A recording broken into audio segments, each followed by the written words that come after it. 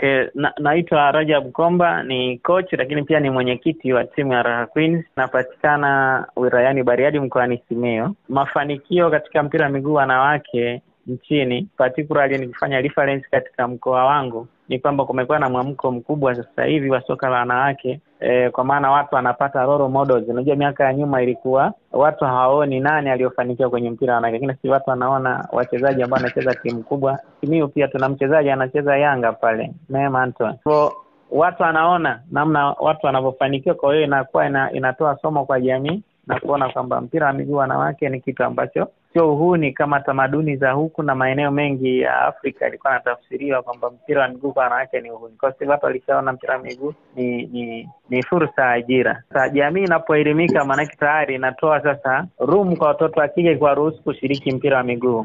Kwa maeneo yetu huku kwa sehemu kubwa sana, mimi nikiwa kama coach na pia kiongozi wa timu, tunapofanya mawasiliano na wazazi kwa watoto wale ambao tunaona wana talent, hatupati ugumu. Mzazi analipokea vizuri na kukuruhusu mtoto mtumie kwenye michezo, ambacho ni kitu ambacho miaka 5-6 huko nyuma ilikuwa ngumu sana mtoto wa kike kujihusisha na mpira wa miguu, kwa sababu jamii ilikuwa na mtazamo kuona kwamba mpira wa miguu kwa watoto wa kike ni kama uhuni. Nashukuru kuna mwendelezo mzuri katika eneo hilo, lakini tukiongelea mafanikio katika timu kama timu ya Raha Queens, tulianzisha mwaka 2021, 2022 tukashiriki ligi ya mabingwa mkoa wa Simiyu na tukawa mabingwa. Tukaenda kushiriki ngazi ya taifa 2023 hivyo na 2024 ngazi ya taifa ilikuwa inafanyikia pale Fountain Gate Dodoma. Tulikuwepo na tulishiriki na tulifanya vizuri, na tunaona improvement katika timu kwa tulipoanza mpaka sasa hivi. Kuna watoto ambao tulishatoa. Kuna mchezaji wetu mmoja tulikuwa naye msimu uliopita, sasa anacheza ligi kuu kupitia Bunda Queens, na wachezaji wawili wanaenda cheza ligi daraja ya kwanza kule Mount Hanang Manyara. Kwa hiyo tunaona kuna development kadiri muda unavyozidi kwenda. Niseme tu mwitikio ni mkubwa. Awali wakati sisi tunaanza tulikuwa na wachezaji kutoka wilaya moja tu ndani ya mkoa wa Simiyu, na sehemu kubwa wachezaji walikuwa ni wanafunzi, lakini sasa hivi ninapozungumza tuna wachezaji wametokea Songwe, tuna wachezaji wawili, na tuna wachezaji wametoka mikoa ya Geita,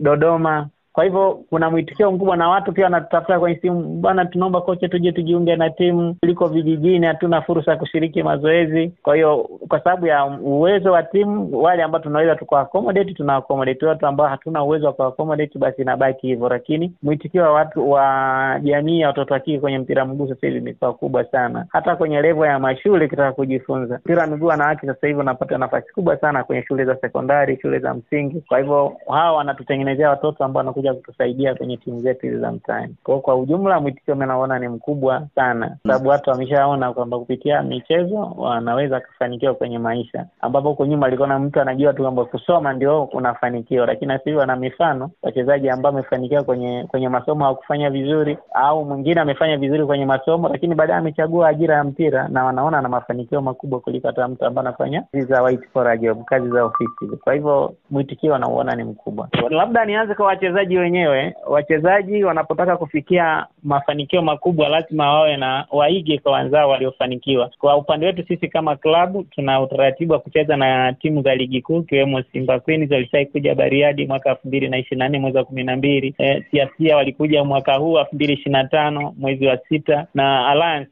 walikuja mwezi wa 4 mwaka huu 2025. Kwa hivyo tuna wachezaji wetu wanapata exposure kutoka kwa wachezaji ambao wamefanikiwa, kwa wanajifunza, na sisi tunawaambia tumieni fursa kujifunza kwao. Na siri kubwa ya mafanikio wanawaambia, cha kwanza kujiamini, cha pili wasikurudishe watu nyuma kwa maneno kwamba unafanya mwanamke anacheza mpira na kuaje. Kwa hiyo kujiamini, lakini cha tatu ni nidhamu kwa maana kufuata maelekezo ya walimu na kufuata utaratibu wote. Kama uko kambini, ukiwa kwenye kambi unakuwa na taratibu za kambi, kwa binti ambaye anafuata taratibu na kuzingatia na kufanya mazoezi kwa juhudi ni sehemu ya nidhamu. Kwa hiyo hayo mambo yote yanachangia mtu kufanikiwa. Lakini kwa upande wa wazazi, nitoe tu kwa wazazi wale ambao wana watoto ambao wana vipaji na pengine wanawazuia wasicheze mpira kutokana na hisia hizo kwamba kucheza mpira ni uhuni. Hicho kitu sio kweli, au kwa kuhisia. Kuna wengine wanazuia kucheza mpira anasema michezo utafeli masomoni, lakini kwa mujibu wa tafiti za kisayansi zinaonyesha kwamba kuna uhusiano mkubwa kati ya learning ability, uwezo wa kushika maarifa shuleni, pamoja na michezo au mazoezi. Kwa sababu mtoto anapofanya mazoezi mwili unakuwa uko active, na ubongo ni sehemu ya mwili. Kwa hivyo maana yake inamfanya uwezo wake wa kufikiria unakuwa mkubwa. Lakini kwenye training za mpira miguu, mchezo wa aina yote, kuna training, kufuata zile kanuni za training tayari unamfanya mtoto aweze kufikiri namna ya kutatua jambo. Kwa hiyo yote haya yanachangia kuhakikisha mtoto yani kwamba michezo inamsaidia mtoto kufanya vizuri, lakini pia inamweka kuwa busy. Akitoka kwenye michezo anaenda darasani. Na hapa kuna sport academy nyingi hapa Tanzania, ikiwemo Alliance na maeneo mengine. Fountain Gate ni shule ambazo zinafanya vizuri sana kitaaluma, lakini pia wamekuwa wamehusisha michezo kwenye program zao. Ufahamu wa wazazi kuamini kwamba michezo inamfanya mtoto asifaulu sio kweli. Kwa hiyo huo mtazamo ni hasi au inamhusisha na uhuni, ni jambo ambalo sio sahihi. Badala yake wazazi waruhusu watoto walioko mashuleni, ndio umri wa kucheza huu, waruhusu washiriki michezo na wakati huo pia wakisoma, na hii inawasaidia kujenga uelewa mpana kwenye masomo yao ya kawaida ya darasani. Kwa hiyo mtazamo huu uondelewe, lakini kwa wachezaji na jamii kwa ujumla, wachezaji wajitambue. Kama ana kipaji, mchezaji mwenyewe ajitambue kwamba ana kipaji. Kwa hiyo afuate maelekezo ya walimu. Kama yuko maeneo hana access na mazoezi, labda mazingira kwa kijijini, atafute. Sisi Raha Queen tuna nafasi, tunawakaribisha waje kwenye klabu yetu. Tutawapa utaratibu namna gani kujoin na timu yetu ili tuweze kuwaendeleza, kwa sababu mwisho wa siku timu hizi ndogo zikiwa imara ndio zinatengeneza timu bora ya taifa.